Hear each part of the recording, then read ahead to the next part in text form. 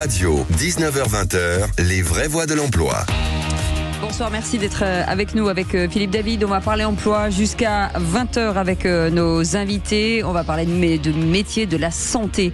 L'innovation en santé se caractérise aujourd'hui par le développement de solutions multitechnologiques. Les acteurs de l'innovation de santé font face à des enjeux majeurs liés aux besoins de transversalité entre le digital et le réglementaire. L'augmentation du volume et de l'hétérogénéité des données de santé nécessite le développement de nouveaux moyens technologiques pour organiser l'usage et l'analyse de ces données dans un contexte de nouveaux enjeux réglementaires. Donc, quelles sont les nouvelles expertises nécessaires et par-delà les nouveaux métiers de la santé? Bienvenue dans les vraies voix de l'emploi avec Sud Radio. Les vraies voix Sud Radio. Et nos invités, le professeur Sébastien Mullet, radiologue à l'hôpital Henri Mondor, maître de conférence à la faculté de santé de Créteil, responsable d'un master 2 en imagerie de santé et de la 3e année de la licence sciences pour la santé. C'est long comme une carte de visite. Bonsoir. Bonsoir, merci d'être avec nous. Professeur Pascal Pujol, merci d'être avec nous. Vous êtes cancérologue et directeur du service d'oncogénétique au CHU de Montpellier. Bonsoir. Bonsoir. Et Stan Le Scollan, chasseur de tête depuis 30 ans dans le domaine de la santé, à la tête du cabinet qui s'appelle Stan Le Scollan, ça ne s'invente pas. Oui. Bonsoir. Bonsoir. Et donc on parlait forcément innovation. On va commencer avec vous, Sébastien, professeur Sébastien Mullet. Merci d'être avec nous. D'abord, la première question, c'est finalement la radiologie aujourd'hui, c'est un instrument de prévention avant tout. Alors effectivement, la prévention prend aujourd'hui une place très importante dans notre activité, mais la radiologie va au-delà de la prévention. C'est la prévention, c'est le diagnostic, c'est aujourd'hui l'évaluation du pronostic. Mais c'est vrai qu'on va de plus en plus vers faire uniquement un diagnostic. Avant, aujourd'hui, on va plutôt aller vers de la médecine préventive, vers essayer de détecter des pathologies à risque, des patients à risque de développer soit des pathologies, soit des cancers. Et c'est vrai que c'est aujourd'hui une des voies importantes de la radiologie. 47% des postes de radiologue, a priori, en hôpital ne sont pas pourvus. Comment ça se fait? C'est la faute au numerus clausus comme d'habitude ou c'est que la radiologie, ça attire pas? Alors si, je pense que la radiologie attire, mais alors c'est un problème qui va au-delà de la radiologie. C'est vrai qu'aujourd'hui, il y a un certain nombre de postes vacants, non pourvus en médecine. Effectivement, le nombre de médecins formés est insuffisant par rapport au départ que l'on a pu avoir. La radiologie est une spécialité qui, en plus, effectivement... souffre d'une concurrence avec entre le public et le privé qui est assez importante, à la fois pour les médecins, pour le personnel paramédicaux, mais néanmoins on arrive à développer un certain nombre de points pour maintenir l'attractivité. C'est variable selon les CHU, mais en maintenant un lien fort avec les services cliniques, en développant une activité de recherche de haut niveau, on arrive tout de même à garder une attractivité pour les médecins. Mais c'est vrai que c'est un problème important. Important, majeur, forcément. Il n'y a pas que dans cette spécialité-là, bien entendu. Est-ce que finalement l'intelligence artificielle vous permet, vous, en tant que radiologue, d'avoir accès dans votre métier à plus de choses et de se libérer peut-être de plein de sujets grâce à l'intelligence artificielle? Oui, tout à fait. Alors, vous avez vu qu'ici, l'intelligence était naturelle dans ce studio, et pas artificielle. Tout à fait. Compliqué de parler de ces sujets, parce que c'est...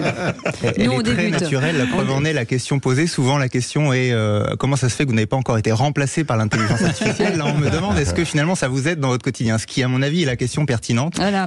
Ben, on va arrêter cette émission-là. C'est une vraie question pertinente de la saison. L'intelligence artificielle, vraiment, vient accompagner le radiologue, les autres spécialistes aussi, mais c'est vrai qu'on est particulièrement impacté dans le domaine de l'imagerie, nous permet aujourd'hui d'avoir des outils plus fiables, d'automatiser un certain nombre de tâches pour nous libérer du temps et puis d'augmenter les capacités et la précision du travail du radiologue. Donc c'est vrai que non, l'intelligence artificielle ne remplace pas le radiologue, mais par contre, les radiologues qui arrivent à s'accaparer et à travailler, à intégrer ces outils d'intelligence artificielle dans leur routine vont probablement être ceux qui demain s'imposeront. Je vais vous faire une métaphore, vous me dites si j'ai juste ou pas, vous n'hésitez pas. Finalement, l'intelligence artificielle pour un médecin, c'est comme le pilote automatique pour un commandant de bord. C'est très important, mais finalement, l'important, c'est l'homme qui tient le manche. Alors vous avez raison, c'est vrai que in fine c'est toujours le médecin qui aura la décision, qui signera le compte-rendu en radiologie, qui validera ce qui a été détecté, analysé par l'intelligence artificielle. Donc c'est vrai qu'on est sur une analogie assez proche.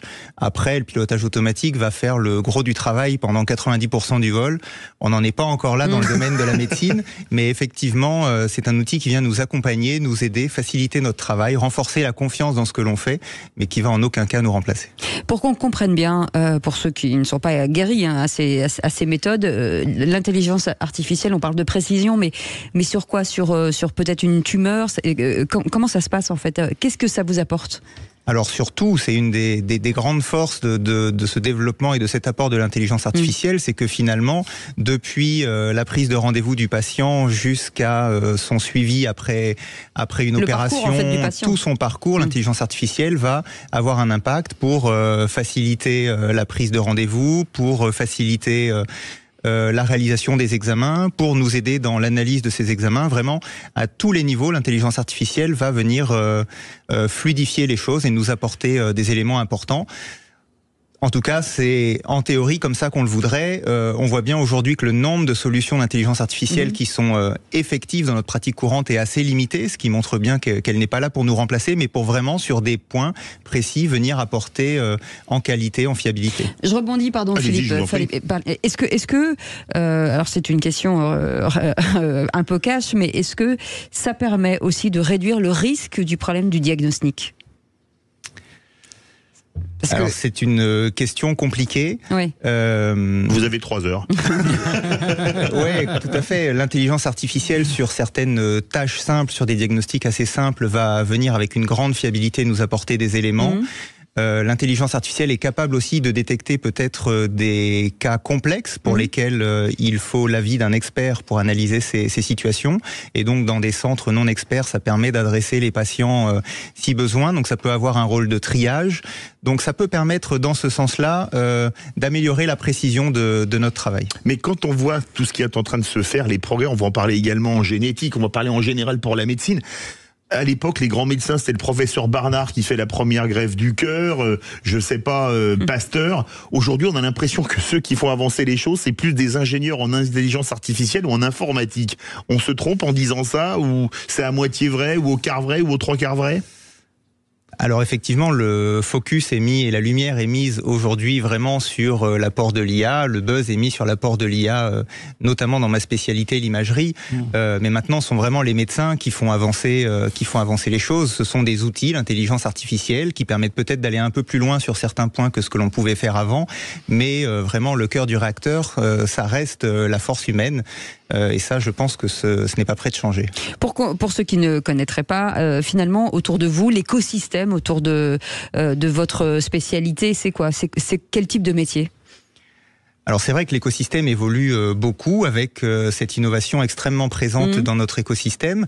C'est évidemment un écosystème médical avec l'ensemble des autres spécialités avec qui nous travaillons, mais au sein d'un service d'imagerie, ce sont des personnels paramédicaux qui nous aident à réaliser les examens et puis des nouveaux métiers qui émergent pour nous permettre de gérer toutes ces données de santé qui sont de plus en plus nombreuses, de plus en plus complexes. Toute une partie qui nous aide sur le réglementaire, puisque la réglementation évolue et est de plus en plus complexe pour accompagner l'utilisation de ces données. Donc ce sont ces nouveaux métiers qui viennent se greffer à notre écosystème, dont le cœur reste toujours le médecin et les personnels paramédicaux au plus proche des patients. Et vous restez avec nous dans un instant. Le professeur Pascal Pujol sera avec nous, cancérologue et directeur du service d'oncogénétique du CHU de Montpellier. Et on va parler justement de cette génétique. C'est passionnant. Les deux métiers sont passionnants. Stan Le Scolan sera avec nous, un chasseur de tête depuis 30 ans dans ce domaine de la santé. Vous avez des questions, vous n'hésitez pas. 0826 300 300. On parle technologie, innovation dans le domaine de la santé. C'est passionnant et c'est jusqu'à 20h. Sud Radio, 19h-20h, les vraies voix de l'emploi. Et on parle de santé. Aujourd'hui, l'innovation au cœur de la santé, c'est plutôt une bonne nouvelle puisque beaucoup d'avancées d'innovation qui nous permettent, nous en tout cas, qui permettent d'améliorer en tout cas les parcours de patients, mais pas que. Et le professeur Pascal Pujol est avec nous, cancérologue et directeur du service d'oncogénétique au CHU de Montpellier. Merci d'être avec nous. Bonsoir. Merci. Bonsoir. D'abord, pour qu'on comprenne bien ce qu'est la génomique, qui est, je crois, une science assez récente.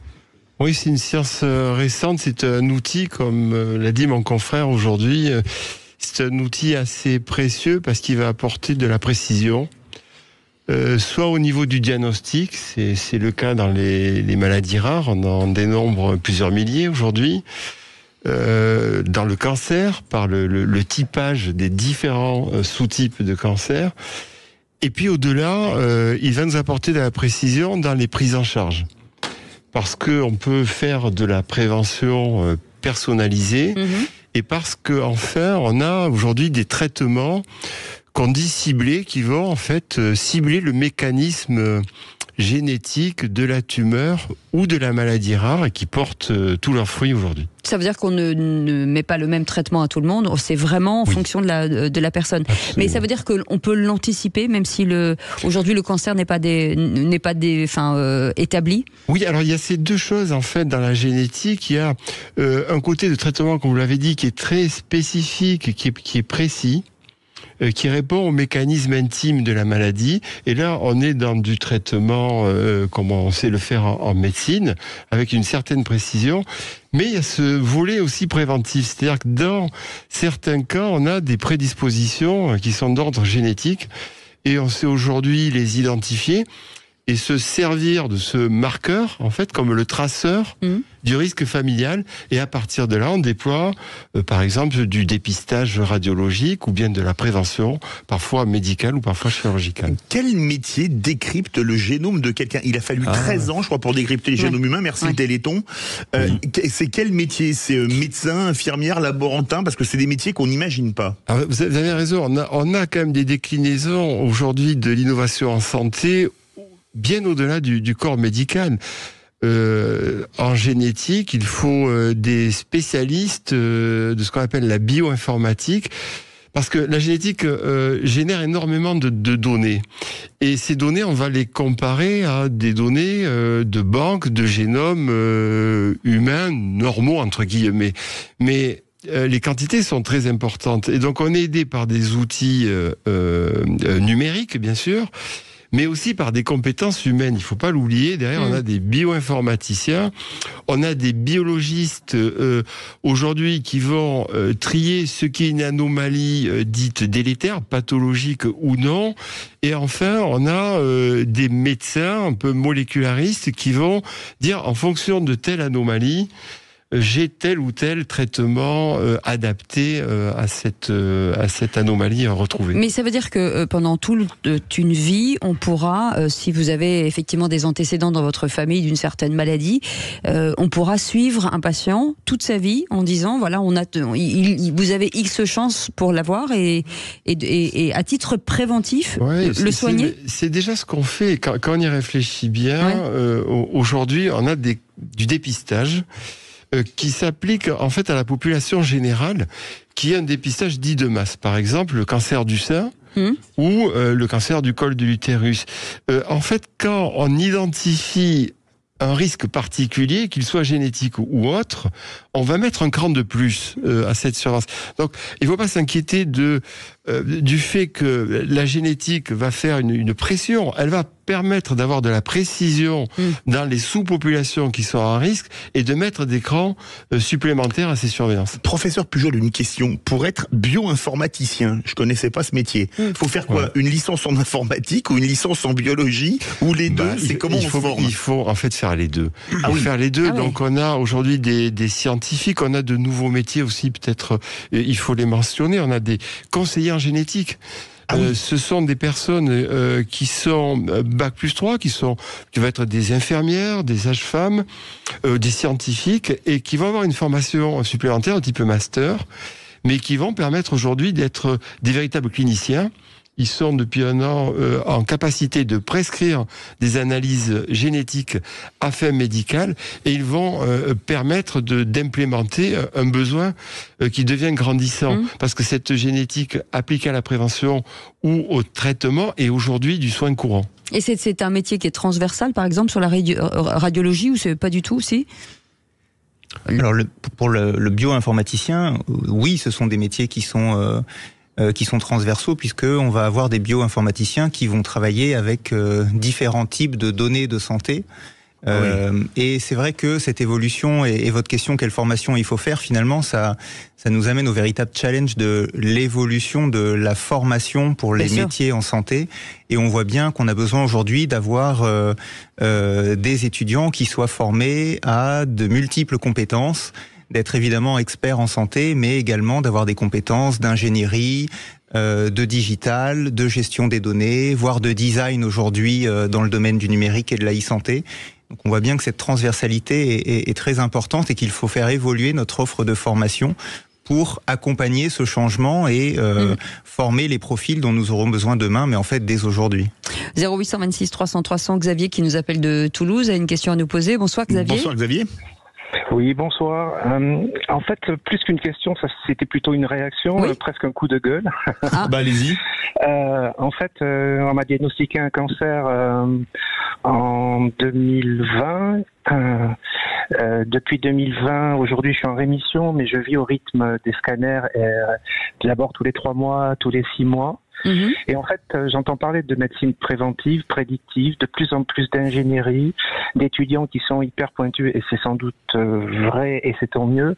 Par contre, je voudrais juste remettre le patient quand même aussi au centre du système.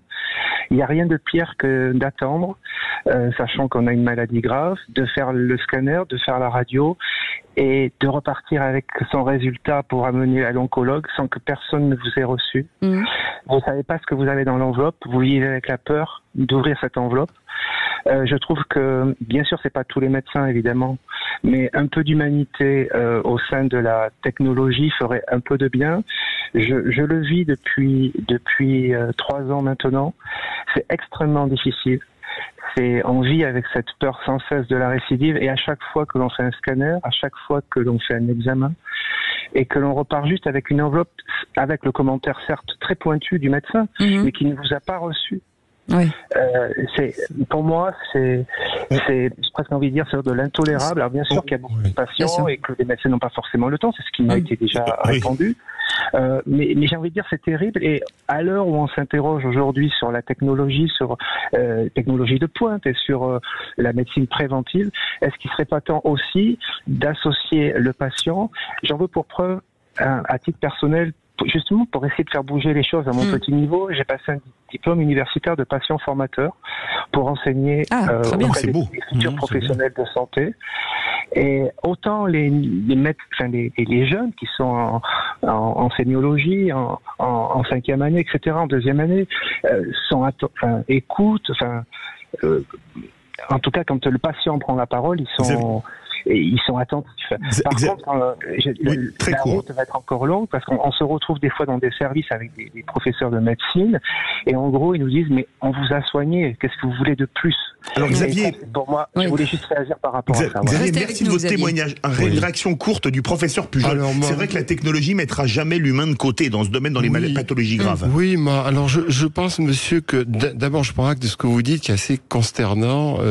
Vous avez été reçu techniquement et pas humainement. Et ça, c'est une erreur. Et je pense que les médecins aujourd'hui qui peuvent avoir des métiers avec une certaine technologie, en fait, ce sont des outils dont on dispose. En rien, ils ne dédouanent de la relation qui se noue entre le patient et le médecin.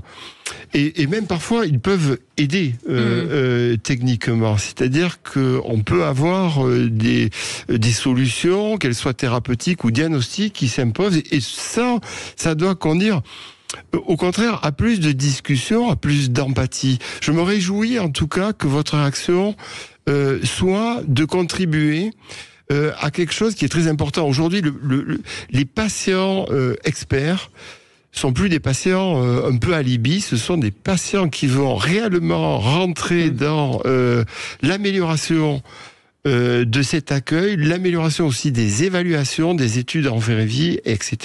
Donc merci monsieur de votre témoignage. Merci Xavier. Merci beaucoup Xavier, vous restez avec nous, on fait une petite pause et dans un instant on reviendra justement sur ces sujets et sur ces métiers bien entendu qui entourent ces spécialités. 0826 300 300, vous voulez poser des questions, vous êtes bien entendu comme Xavier les bienvenus. Sud Radio, 19h-20h, les vraies voix de l'emploi. Les vraies voix de l'emploi. On est ensemble avec Philippe David jusqu'à 20h et avec le professeur Sébastien Mullet qui est avec nous, radiologue à l'hôpital Henri Mondor, maître de conférence à la faculté de santé de Créteil, professeur Pascal Pujol, cancérologue et directeur du service d'oncogénétique au CHU de Montpellier. Et puis vient de nous rejoindre Stan Le Scolan, chasseur de tête depuis 30 ans dans le domaine de la santé, puisqu'on est là forcément pour parler de l'emploi. Merci d'être avec nous, avec des emplois aujourd'hui dans le métier de la santé à pourvoir, mais j'ai envie de dire de façon un peu bêtasse, finalement par kilo en fait. Oui, enfin bon, effectivement, là, nous sommes dans une situation pénurique. Bon, on le sait, hein, déjà, ça date de plusieurs dizaines d'années. Parce qu'effectivement, à l'époque, il y avait eu l'idée, on diminue l'offre de soins, c'est-à-dire on diminue le nombre de médecins, et par conséquent, il y aura moins de demandes. Bon, après, on a oublié d'intégrer aussi l'évolution de la population, parce que quand vous regardez la population française, elle a quand même grossi depuis une vingtaine d'années, et en même temps, l'âge des Français. Vieilli. Oui. Voilà. Donc voilà. Donc on arrive à une situation qui est difficile actuellement, très difficile, et avec une projection, puisqu'on parle pour l'avenir, avec une projection au moins jusqu'en 2030-2035 de pénurie totale en France et d'ailleurs en Europe. Parce que là, actuellement, moi j'ai des confrères qui sont dans d'autres pays européens. On passe notre temps, enfin je veux dire les Belges par exemple, ils passent leur temps à essayer de débaucher les médecins qui sont dans le nord de la France. Enfin c'est perpétuellement une course entre les différents pays, et même les pays de l'Est qui servaient un peu avec la Roumanie d'appoint. Comme ils sont formés en français les premières années. Voilà, et maintenant ils ont des avantages et des conditions qui font qu'ils restent plus facilement dans les pays de l'Est. Hein. Alors vous travaillez avec le public, le privé, les hôpitaux, les cliniques, les laboratoires. C'est très vaste les métiers qu'on propose dans la santé aujourd'hui. Oui, c'est très très vaste. Alors effectivement, je travaillais sur les 3 segments, hein, y compris d'ailleurs les fondations. On a parlé du Téléthon tout à l'heure, j'ai travaillé dans le passé avec eux. Les métiers pénuriques, donc on a dit les médecins, toute spécialité, hein, ça y a pas de problème, mais également tout ce qui est soignant. On a vu post-Covid, beaucoup de démissions et surtout de reconversions. Les personnes sont parties sur d'autres postes. Et même les postes administratifs. D'autres postes où sont carrément sortis de la filière santé. C'est ça. Je donnais un exemple là, parce que c'est public. Tout à l'heure, on parlait ensemble. Le directeur, je vais pas donner son nom, mais enfin le directeur du CHU de Strasbourg, qui a fait un parcours exemplaire, école de Rennes, etc. Il vient de sortir et il est préfet de la Nièvre. Ah oui. Donc à une 50aine d'années. Donc vous voyez, il y a quand même au plus haut niveau, il y a quand même des mutations. Et puis il y a l'effet aussi récent des directions d'EHPAD liées à certains groupes privés, ça continue. Les scandales qu'il y a eu et qu'il y a encore d'ailleurs. Et je peux vous assurer, ils sont tous en pénurie là de directeurs. Et deux, ce sont des directeurs et collaborateurs, et c'est effectivement des structures qui souffrent actuellement, avec une responsabilité aussi. Faut pas oublier que le directeur d'EHPAD, moi j'ai quelqu'un que j'ai recruté il y a pas très longtemps, il me dit j'ai eu un suicide dans l'EHPAD, j'ai passé la journée au commissariat. C'est-à-dire en fait soupçon de savoir, on peut basculer dans le pénal. Alors vous savez qu'à un moment donné, problème de notoriété, problème de conditions de travail, plus de risque pénal, il y a de moins en moins de candidats. Hein. Ouais. Professeur Sébastien Mullet, forcément dans votre, vous êtes en hôpital, vous êtes à l'hôpital Henri Mondor, forcément le nombre de patients entrants se démultiplier, surtout depuis le Covid. Enfin, vous nous direz si c'est dans la réalité c'est exact. Est-ce que aujourd'hui, quels sont finalement les postes les plus en tension chez vous ? Alors effectivement, l'activité est plutôt en croissance. Après, je pense qu'il ne faut pas voir que du négatif. Effectivement, un certain nombre de postes sont en tension. Néanmoins, on se rend compte que aujourd'hui, le personnel infirmier qui avait effectivement quitté en grand nombre les hôpitaux dans la période post-Covid, aujourd'hui, on retrouve plus facilement du personnel infirmier. On est capable de réouvrir des lits, en tout cas à l'Assistance publique Hôpitaux de Paris où je travaille, de fait de ce recrutement d'infirmiers supplémentaires. Donc il y a quand même des bonnes nouvelles. Mais c'est vrai qu'on est en tension sur un certain nombre de postes médicaux, paramédicaux, et donc il faut s'organiser différemment, il faut s'organiser sur le territoire, avec une solidarité sur le territoire entre les différents établissements, de manière à mettre en commun ce que l'on peut mettre en commun, de l'entraide entre les différents intervenants sur le territoire. Il faut trouver des solutions, mais c'est vrai que nous sommes en tension. Et puis, le sujet de cette émission, l'innovation en santé, c'est vraiment quelque chose aussi qui permet de rester attractif, de retenir les personnels dans notre hôpital, de leur donner envie de continuer à s'impliquer. Peut-être et aussi de se reconvertir, pourquoi pas. Mais vraiment, c'est un moteur extrêmement important pour essayer de lutter au maximum contre cette pénurie. Pour recruter, il faut avoir des profils. Est-ce qu'on a les formations adéquates pour recruter les gens aujourd'hui? On a parlé des bioinformaticiens qui doivent avoir fait de la biologie, de l'informatique. Quand vous recevez des CV en tant que chasseur de tête, les formations sont adéquates et au niveau ou pas en France? Alors, par rapport aux besoins actuels, oui. Mais c'est vrai qu'on est en mutation et on va avoir des besoins importants. C'est ce qu'on disait tout à l'heure, des postes mixtes. Il y a des nouveaux postes qui sont en train de se créer avec l'IA, enfin l'intelligence artificielle. C'est quelque chose qui est en train de se générer.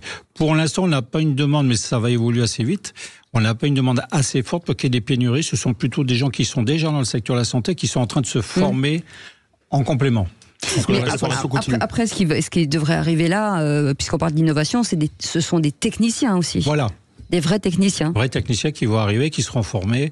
Bon, après, il y a également, on peut en parler, mais je pensais aussi tout à l'heure, c'est lié à l'intelligence artificielle, mais tout ce qui est les robots qui existent déjà dans les opérations.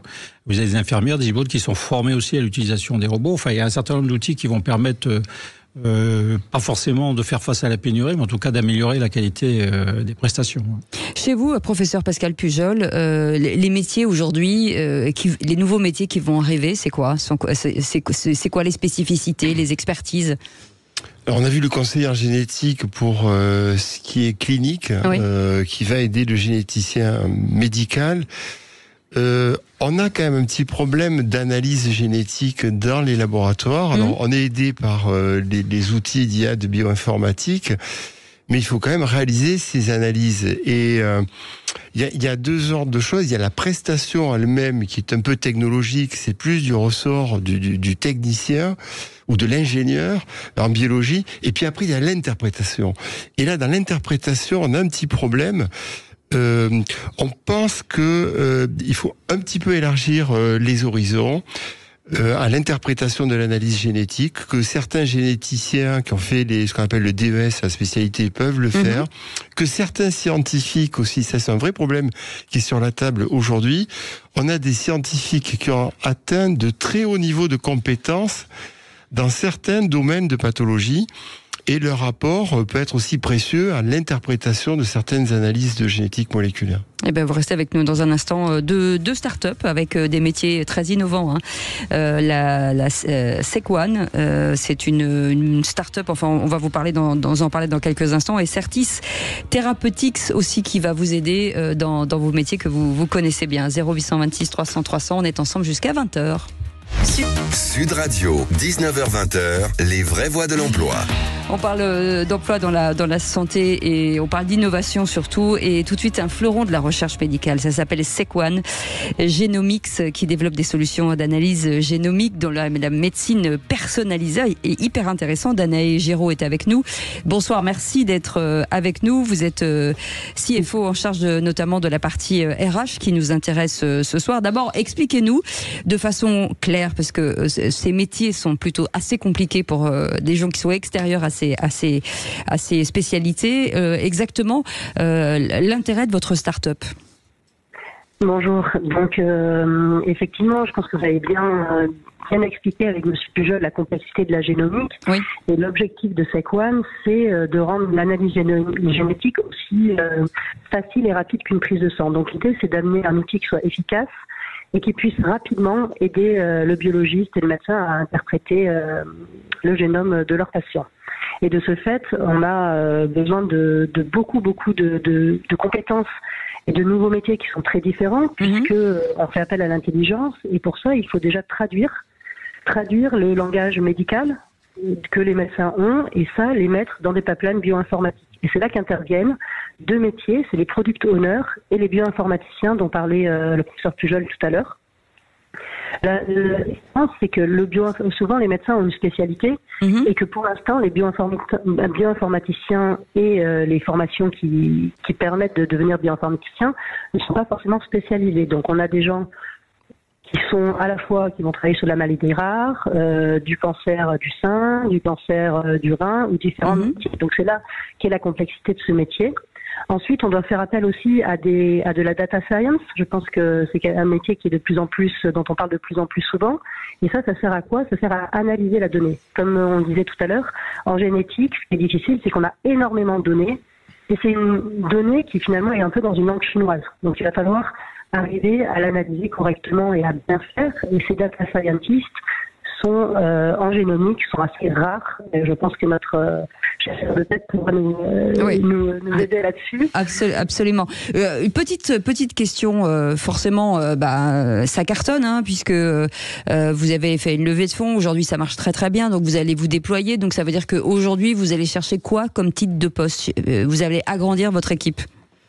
Alors, effectivement, on a déjà recruté une 50aine de postes sur les 3 dernières années sur ces métiers-là. Donc, bioinformaticiens, on en a une 20aine, les data scientists. Un des métiers qui se développe beaucoup pour nous aussi, c'est que ces intelligences artificielles, il faut les entraîner. Il faut qu'elles sachent, qu'on sache leur parler et il faut qu'elles fassent ce qu'on leur demande. On disait tout à l'heure que l'humain est derrière et c'est effectivement le cas. Donc, il va falloir qu'on trouve des gens qui vont savoir parler à notre intelligence artificielle. Et pour ça, la grande difficulté aujourd'hui, c'est qu'il n'y a pas de formation. Donc, c'est plutôt des autodidactes, des passionnés d'intelligence artificielle. D'accord. Et on n'a pas de process facile pour les trouver. Allez, vous restez avec nous. On a une autre... Oui, on était à Montpellier, on met le cap 500 km à l'ouest, direction Bordeaux. Bonsoir Stéphane Chemouni. Bonsoir à tous. Vous êtes président de Certis Therapeutics. Alors vous savez que la radiologie, vous concevez des logiciels, la preuve que la médecine c'est devenu dans certains cas un métier d'ingénieur, de thermométrie d'IRM 3D, notamment de lutte contre le cancer. Ça rejoint le professeur Pujol aussi. Qu'est-ce que c'est exactement ? Je vais vous expliquer un peu plus clairement. Donc on travaille sur le domaine des thérapies mini-invasives. Donc l'idée c'est que quand on peut, c'est souvent intéressant, au lieu d'avoir une chirurgie conventionnelle où on va ouvrir le corps humain, on va faire un tout petit trou et venir avec une aiguille brûler quelque chose à l'intérieur du corps. En l'occurrence, ça peut être une tumeur. Donc ça, c'est des choses qu'on n'a pas du tout inventées, hein, qui existent depuis plusieurs décennies, qui sont vraiment intéressantes, mais qu'on peut améliorer. Le problème quand on brûle quelque chose, quand on cuit quelque chose, c'est qu'on voit pas vraiment ce qui se passe. C'est un peu plus compliqué à faire cuire qu'un rôti, on va dire. Et les médecins se guident avec de l'imagerie pour bien viser leur aiguille, bien viser la tumeur. Et néanmoins, pour autant, ils savent pas vraiment ce qui est en train de se passer. Donc, quand on ne sait pas, ce qui peut arriver, c'est que des fois, on va pas tout brûler. Il y aura une décidive et une récidive, ou des fois, on va brûler à côté. Et il y aura des effets secondaires qui peuvent être assez graves.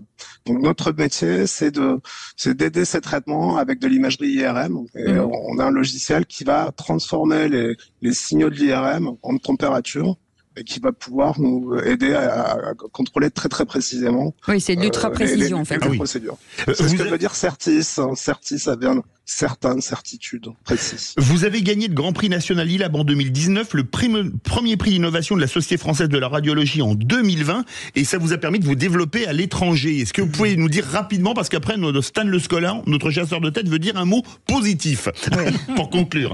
C'est très bien. On a, effectivement, c'est des labels qui nous crédibilisent et ça sert à lever des fonds, à avoir des aides. Donc c'est concours nous ont beaucoup aidé. En ce moment, on commence à se développer pas mal sur des pays comme les Pays-Bas, l'Allemagne, les États-Unis. Ouais. Génial. Un petit mot du professeur Sébastien Mullet. Oui, merci beaucoup. Je voulais rebondir sur cette intervention j'ai entendu la Société française de radiologie qui joue un rôle très important dans l'accompagnement de l'innovation dans le domaine de l'imagerie.